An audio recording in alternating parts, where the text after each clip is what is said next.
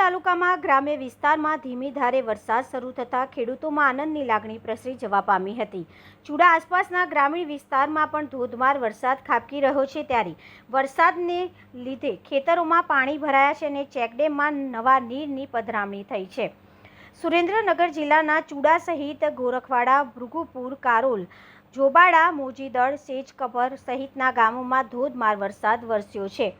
ચુડા તાલુકામાં સાર્વત્રિક વરસાદ ખાબક્યો છે। ક્યાંક ધોધમાર તો ક્યાંક ધીમી ધારે વરસાદ વરસ્યો છે।